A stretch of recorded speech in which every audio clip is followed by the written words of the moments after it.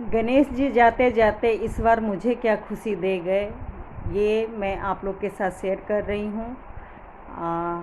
वैसे तो गणेश जी चले गए हैं, लेकिन कुछ वीडियो मेरे पास थी। मैं तो पास्ट का आप लोग के साथ शेयर की, लेकिन मैंने सोचा क्यों ना मैं प्रेजेंट में इस बार मैंने क्या क्या किया और पूजा के बाद मुझे क्या मिला, वो सारा कुछ मैं आप लोग के साथ शेयर कर रही हूँ। एक्चुअली बात यह है कि सच बोलूँ, जब से मैं गणेश जी को ला रही हूँ तो देखिए सुख दुख तो लगा ही रहता है, लेकिन काफ़ी कुछ मुझे पॉजिटिव मिल रहा है, मेरे परिवार को मिल रहा है। इसलिए इस आस्था के साथ मैं इस बार भी गणेश जी लाई थी। और मैं बार बार बोल रही हूँ, मैं कौन होती हूँ लाने वाले। जब भी आए हैं तो अपनी मर्ज़ी से ही आए हैं। और सच बोलूँ तो हर बार कुछ ना कुछ ऐसी परिस्थिति हो जाया करती थी कि मतलब लाना पूजा करना बहुत मुश्किल था। लेकिन भले ही सिंपल तरीके से या जो भी हो, मतलब कई साल से हर साल हमारे घर आते हैं। और इस साल भी मैं बताई थी, शेयर की थी कि परिस्थिति बहुत ज़्यादा ख़राब थी, या ख़राब है भी कह सकते हैं। लेकिन सब कहते हैं ना, गणेश जी विघ्न हरता है, और मैं इस चीज़ को मानती हूँ।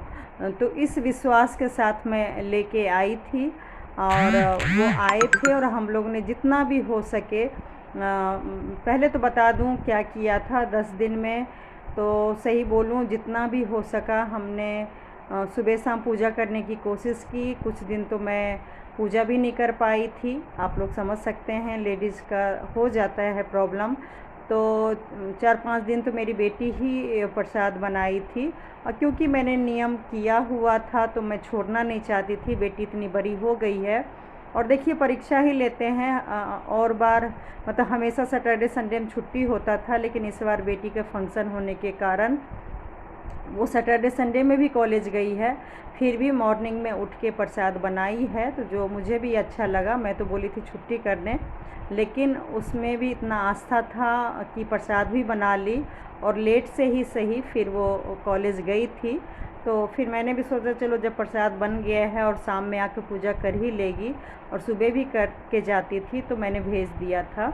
तो वो 5 दिन भी संभाल ली। लेकिन हम इन 10 दिन में पूजा तो किए, लेकिन मुझे खासकर कई बार अपने लिए भी हॉस्पिटल जाना पड़ा। पता है कि मेरी तबीयत ठीक नहीं है, तो उसके लिए भी मुझे जाना पड़ा। और हस्बैंड का भी रिपोर्ट वगैरह दिखाना था, आगे क्या करना है वो सब के बारे में मैं 2-3 दिन गई, मतलब टोटल। और एक छोटी बेटी का भी तबीयत ख़राब था, तो उसकी वजह से भी हमें 5-6 दिन तो देखिए हॉस्पिटल के ही चक्कर लगाने पड़े।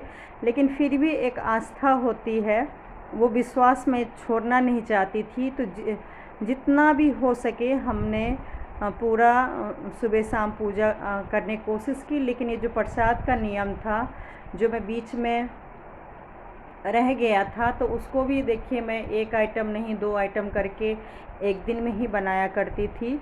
और 2 आइटम इसलिए भी क्योंकि शुगर फ्री मुझे बनाना पड़ता था, तो एक ही फ्लेवर को थोड़ा सा कभी कुछ चेंज करके मैं बर्फ़ी, मोदक, लड्डू बेसन के और सारे ड्राई फ्रूट्स के, क्योंकि ड्राई फ्रूट्स अच्छे भी होते हैं। और सही बोलूँ, एक मेरी आस्था पता नहीं कहाँ से हो गया कुछ सालों से, और मैं खाली पेट ही प्रसाद बनाती हूँ। जब मैं मेरी बेटी हुई थी, डिलीवरी जिस साल हुआ था, उस साल भी मुझे 4-5 ऐसे बज जाया करते थे, लेकिन मैं प्रसाद बनाई थी, भोग लगाई थी। तो इस बार तो देखिए मेरी बहुत ज़्यादा परीक्षा की घड़ी है। तो मैं अपने तरफ से सही बोलूँ तो मैं कुछ भी गलती नहीं करना चाहती थी, मन में वो नहीं वहम डालना चाहती थी कि काश मैंने ये कर लिया होता, काश मैंने वो कर लिया होता। तो सही बोलूँ, जब से मुझे कुछ पता चला है मतलब अपने परिवार के बारे में, हस्बैंड के बारे में, तब से ना मैं गलती कुछ नहीं करना चाहती हूँ। जो भी प्लानिंग बना रही हूँ ट्रीटमेंट को लेके, वो मैं बहुत सोच समझ के स्टेप लेना चाह रही हूँ, ताकि मेरे से कोई चूक ना हो जाए और मैं सोच समझ के पेशेंस के साथ अच्छे से मैं हर चीज़ को हैंडल कर सकूं। और कहते हैं ना, मतलब कुछ परिस्थिति में ना कोई आपका सहारा नहीं बनता है, आपको खुद ही समझदारी से, हिम्मत से काम लेनी पड़ती है। क्योंकि कहते हैं ना, आए भी खाली हाथ और जाना भी खाली हाथ ही है। तो कुछ हमारे फ़र्ज़ और कर्म ऐसे होते हैं जो कि हमें अकेले ही निभाना पड़ता है। वैसे सही बोलूँ, मैं प्रसाद बना रही हूँ, मैं भगवान से प्रार्थना करती हूँ कि भगवान तकलीफ़ दें, लेकिन कम से कम ऐसा ना दे कि कोई आपका साथ ना देने वाला हो, दुआ देने वाला ना हो।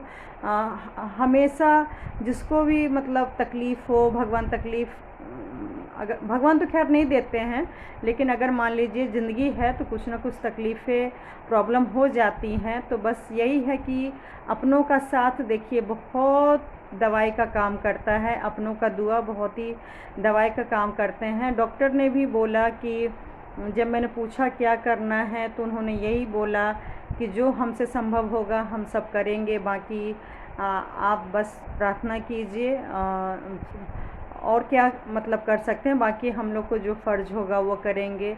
तो मैं सही बोलूँ, अभी भी इतना आस्था है डॉक्टर से, एम्स के डॉक्टर से मैंने रिक्वेस्ट किया कि मेरे हस्बैंड का 50वां बर्थडे है और हम लोग साईं बाबा को बहुत मानते हैं, वहाँ का हमने टिकट लिया हुआ है।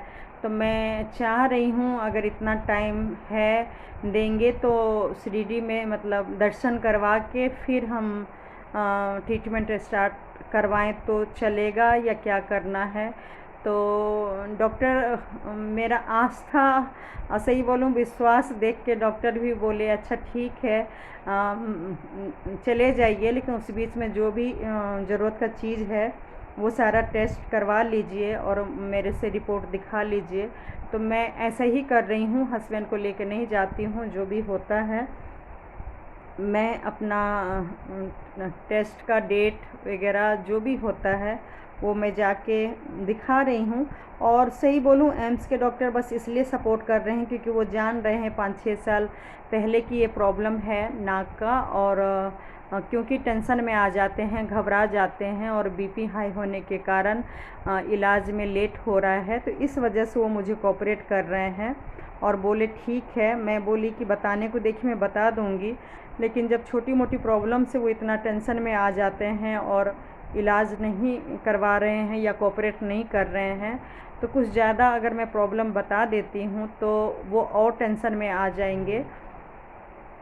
हो सकता है इलाज ना करें और इलाज से पहले ही कुछ ज़्यादा ही टेंशन में आ जाए। बताना तो पड़ेगा जब टाइम आएगा, लेकिन जब तक मेरे से आगे का प्रोसेस मैं जब तक अकेले कर सकती हूँ तो मैं अकेले करूँगी। और देखिए मेरी क्या दुविधा है, मतलब मेरी पता है कि मेरी तबीयत ठीक नहीं है, लेकिन फिर भी मैं घर के माहौल को नॉर्मल करके रखने की कोशिश कर रही हूँ। प्रसाद बनाने की मेरी हिम्मत नहीं होती है, मैं वो भी बना रही हूँ। और जो मैंने संकल्प ले लिया था 2-2.5 महीना पहले, जब हस्बैंड के ऑपरेशन डेट कैंसिल हुआ था कि हम लोग 7-8 किलोमीटर मंदिर मतलब आना जाना है, वो डेली जाएंगे।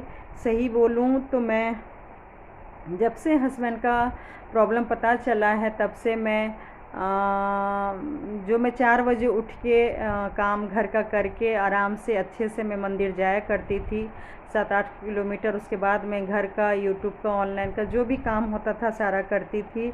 सही बोलूँ इन दिनों में एक तो मेरी बेटी का पूरे 10-15 दिन तबीयत बहुत ख़राब था, उसके लिए मैं रात में जगती थी। और हस्बैंड का जब से सुनी हूँ मेरी नींद गायब हो गई, और मेरी नींद गायब ही थी। कुछ दिन बस मैं सोने की कोशिश की थी ताकि मैं 4 बजे उठ सकूं, लेकिन आजकल फिर से नहीं हो पा रहा है।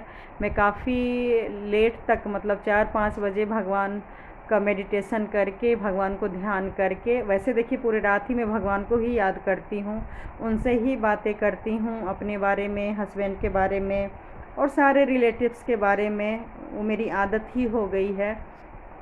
जो भी लोग अगर गलती कर भी रहे हैं तो मैं माफ़ी मांगती हूँ अपने तरफ से, चाहे हस्बैंड की गलती हो, चाहे मेरी गलती हो, चाहे मेरे रिलेटिव्स की गलती हो। और यही कहती हूँ कि मतलब जो भी गलती हुआ माफ़ कीजिए। और जो आज गलतफ़हमी के शिकार होने के कारण जो आज सब कुछ जानते हुए भी अगर अभी भी अगर कोई कोऑपरेट नहीं कर रहे हैं, जो मेरी मतलब मेरे जो हस्बैंड की इच्छा है वो अगर पूरी नहीं हो रही है, तो मैं कुछ नहीं कह सकती हूँ। हस्बैंड को यही समझाती हूँ कि मतलब पैसे से हर चीज़ ख़रीदा जा सकता है, लेकिन अपनों से या अपनों से प्यार, रिस्पेक्ट, इज़्ज़त, ये सब चीज़ हम जो उम्मीद करते हैं वो नहीं ख़रीद सकते हैं।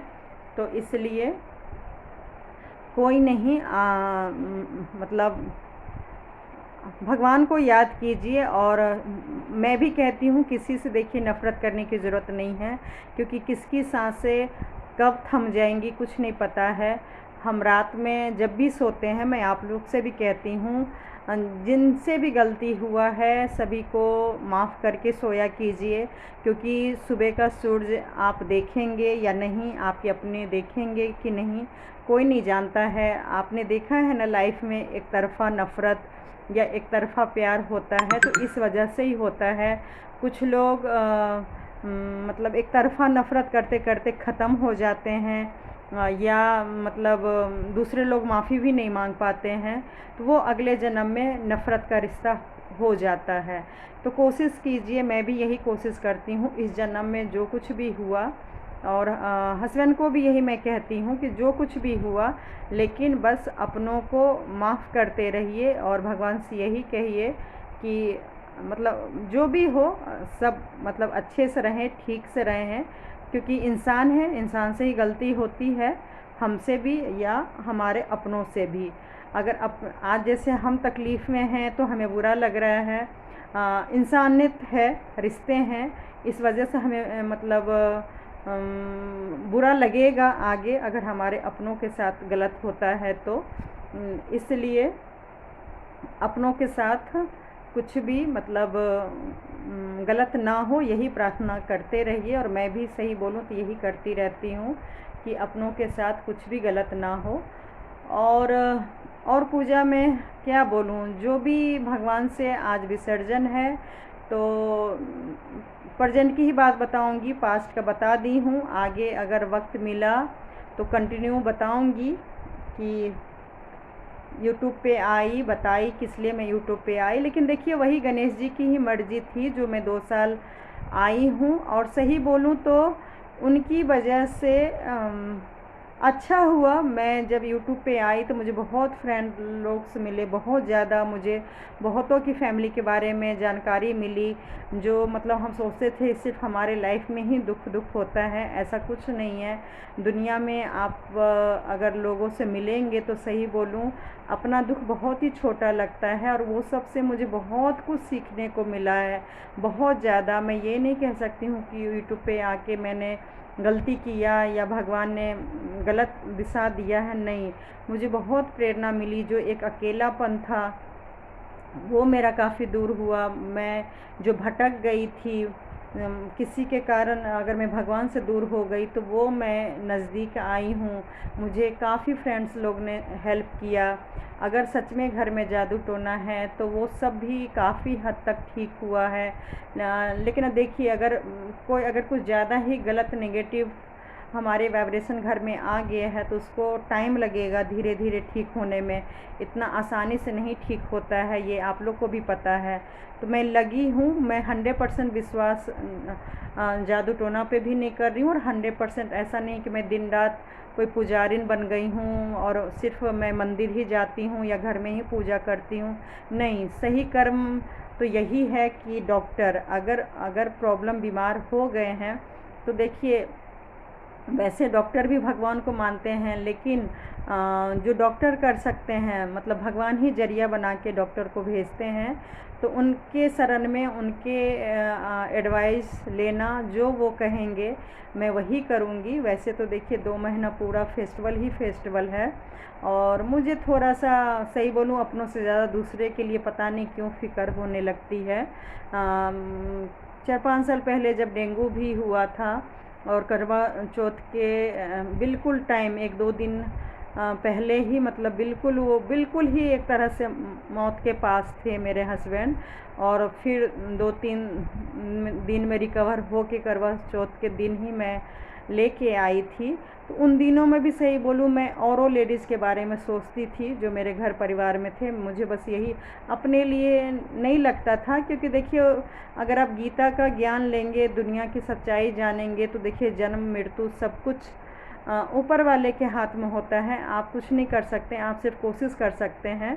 लेकिन ये सच्चाई है, जिसको आना है उसको जाना भी है। तो मैं तो अपने आप को समझा ही रही थी जब मेरे हस्बैंड काफ़ी प्रॉब्लम में फंसे थे। लेकिन मैं औरों के बारे में भी सोचती थी कि इन लोग का त्यौहार मतलब ख़राब हो जाएगा। और आज भी सही बोलूँ मैं इलाज करा रही हूँ, और जब डॉक्टर ऐसा कुछ मतलब बोल रहे हैं, सही बोलूँ इधर कुआं है और इधर खाई है।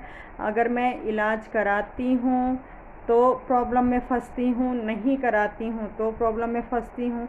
सही बोलूँ मैं किसी से ना डिस्कस कर पा रही हूँ, ना मुझे, अगर मैंने किसी से हेल्प भी लिया, बोला भी है, खैर मैंने हेल्प इस एंगल से नहीं लिया कि कोई मुझे मदद कर दे पैसे से या शरीर से।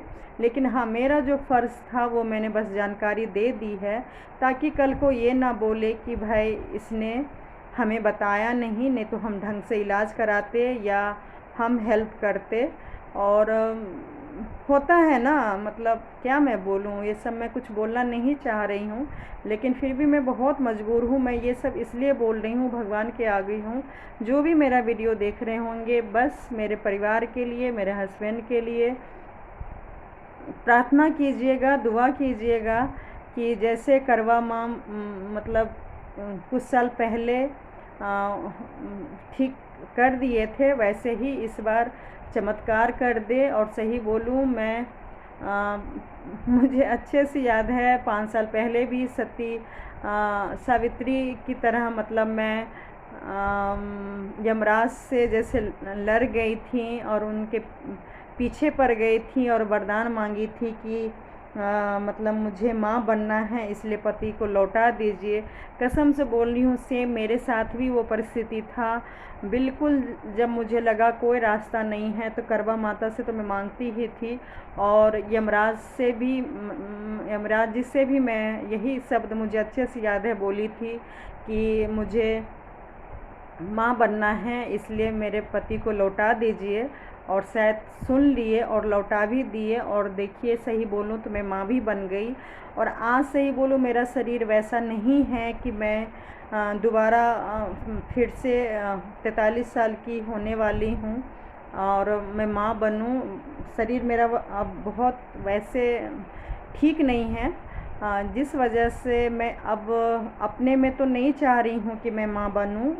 सरोगेसी की अलग बात है, वो भी मैं इसलिए कह रही हूँ क्योंकि मेरा बच्चा ऑलरेडी है, दुनिया के नज़र में नहीं है। लेकिन आप लोग को शायद पता नहीं है, मेरा बच्चा हॉस्पिटल में एक तरह से है। जिनको नॉलेज नहीं है वो नहीं समझ सकते हैं, जिनको नॉलेज होगा वो समझ सकते हैं कि मेरा बच्चा सेफ हॉस्पिटल में रखा हुआ है। बस ऐसे लेडीज़ की ज़रूरत है जो अपनी गर्भ में रख के और 9 महीना रख के और मेरे बच्चे को ला सके, जो कि अभी तक वो लेडीज़ मुझे नहीं मिली हैं। कौन होंगी? सही बोलूँ मैं गुलाम रहूँगी अगर ये दोनों मेरी बेटी है, इनके मतलब तीसरा भी हो जाए, क्योंकि दुनिया में एक तरह से आ चुका है। तो बताइए मैं घर या दुनिया के नज़रों में क्यों ना लाऊं। तो मेरा मन है कि वो आ जाए, लेकिन अब देखिए अब इतनी प्रॉब्लम में फंस गई हूँ। तो खैर अब ये सब टॉपिक कुछ बचा नहीं है, देखिए भगवान क्या चाहते हैं। लेकिन हाँ, फिर भी मेरा शरीर ठीक नहीं है, फिर भी मैं यमराज जी से यही कह रही हूँ कि मैं फिर से माँ बनना चाह रही हूँ। और हस्बैंड को मतलब लंबी आयु दीजिए ताकि वो बच्चे को देख सके, संभाल सके। क्योंकि सही बोलूँ उनकी भी मतलब इतना अगर मैंने बेटा के लिए सही बोलूँ आज राज खोलती हूँ, मुझे इतना मन नहीं है जितना मेरे हस्बैंड को मन नहीं था।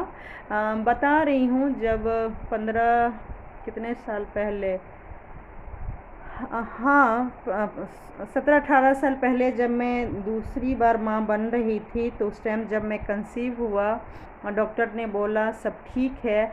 क्योंकि पंडित जी ने बोला था कि आपका इस बार, पहली मेरी बेटी है तो दूसरे के टाइम पे बोला था कि लड़का ही होगा, और जब डॉक्टर ने बोला सब कुछ ठीक है, तो सही बोलूँ मेरे हस्बैंड, वो दिन मुझे याद है, मेरे हस्बैंड ने बोला चलो कोई नहीं, कम से कम आग देने के लिए तो आ गया, उनका यही शब्द था।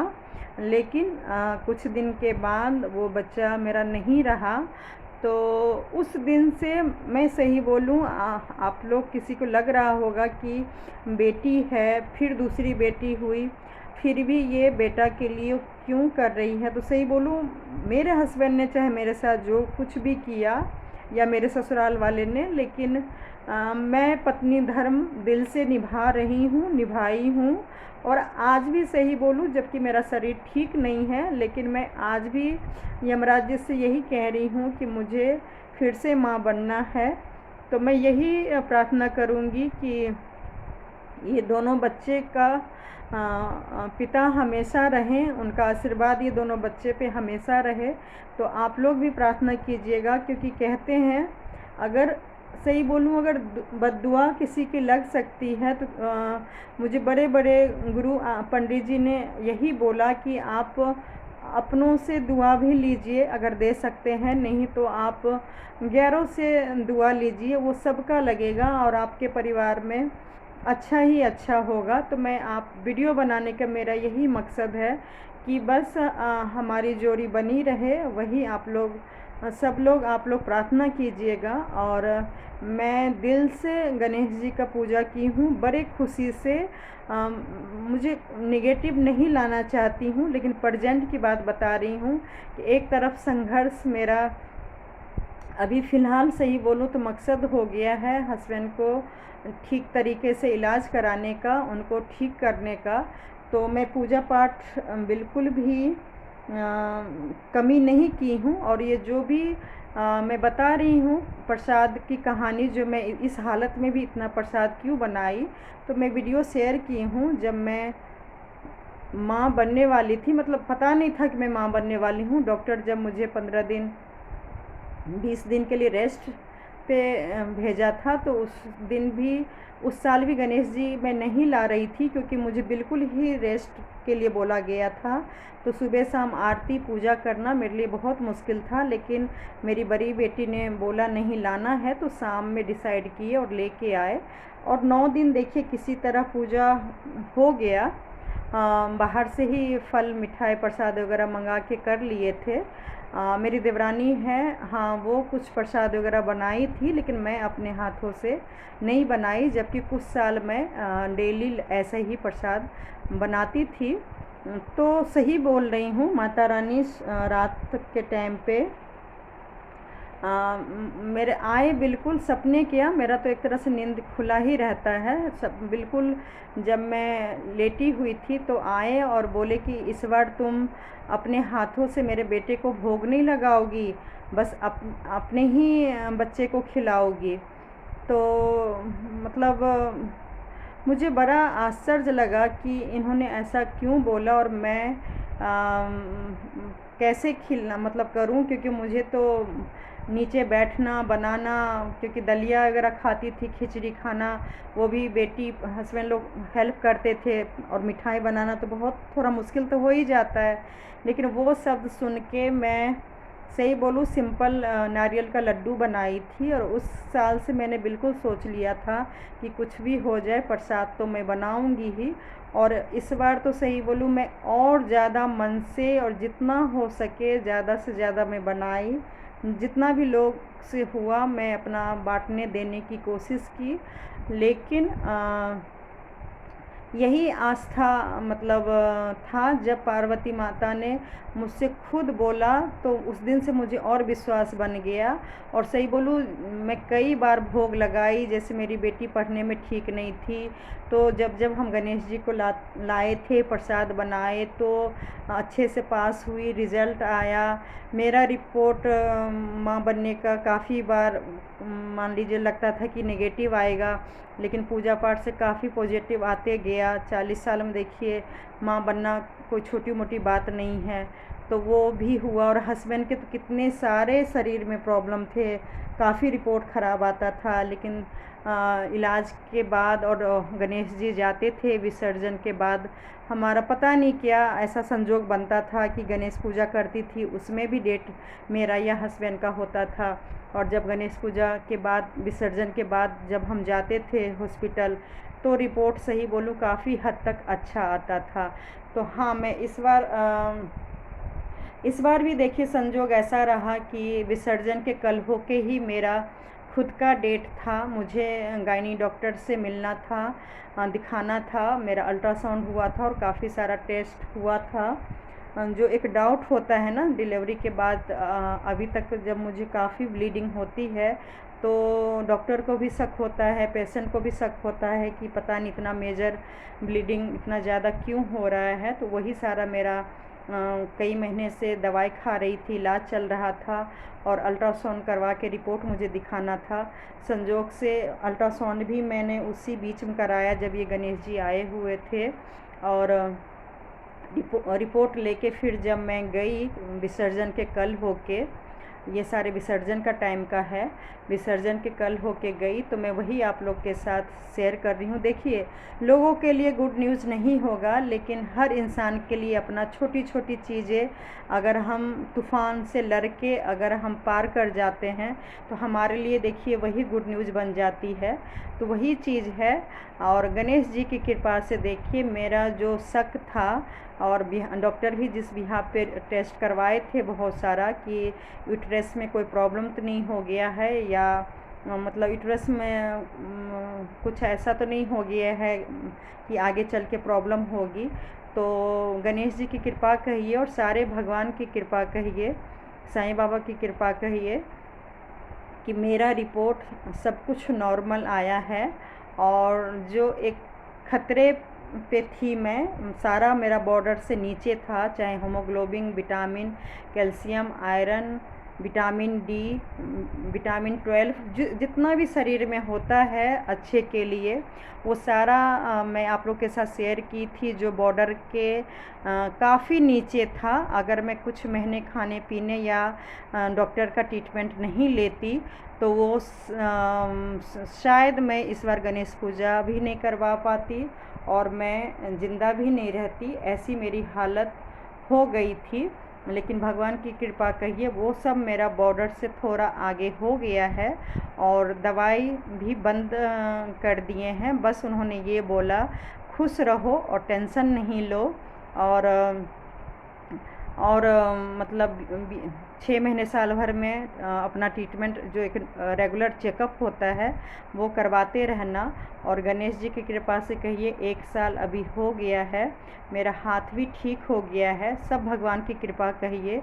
जो एक मेरा हाथ लगभग कहा जाए तो बिल्कुल ठीक हो गया है, जबकि आजकल मैं 2-2.5 महीने से हस्बैंड के इलाज में लग गई हूँ, और मंदिर जाती हूँ डेली, तो मैं अपना हाथ का एक्सरसाइज भी नहीं करवा पाती हूँ, लेकिन नहीं करती हूँ, लेकिन फिर भी काफ़ी हद तक ठीक है। और ये सारा कुछ देखिए भगवान ने, गणेश जी ने इसलिए शायद चमत्कार मेरे साथ किए हैं, ताकि जो मेरे हस्बैंड का कोई हेल्प करने वाला नहीं है और उनकी मेरी ज़रूरत है, और मैं थोड़ा सा एक्टिव होके, जबकि देखा जाए तो मैंने डॉक्टर को बोला कि मैं अभी भी, मुझे चक्कर आते हैं, कमज़ोरी होता है, तो बोला अभी भी आपका रिकवर होना बाकी है, थोड़ा टाइम लगेगा, लेकिन ख़तरे से आप बाहर हैं। बस आप जितना टेंशन फ्री रहेंगी उतना ही आप जल्दी रिकवर कर जाएंगी, और वीकनेस वगैरह जो भी होता है वो आप ठीक हो जाएंगी। और जब मैंने बोला कि मुझे काफ़ी मतलब टेंशन है, हस्बैंड का इलाज होना है और जॉब काम भी करना है। मेरी जिम्मेवारी सारे हस्बैंड का मेरे ऊपर ही है और आ गया है। और हस्बैंड को ठीक करने के लिए मैं 7-8 किलोमीटर मंदिर जाती हूँ। तो इस वजह से उन्होंने बोला इस वजह से चक्कर आता है, लेकिन आप फ़िलहाल खतरे से ठीक है।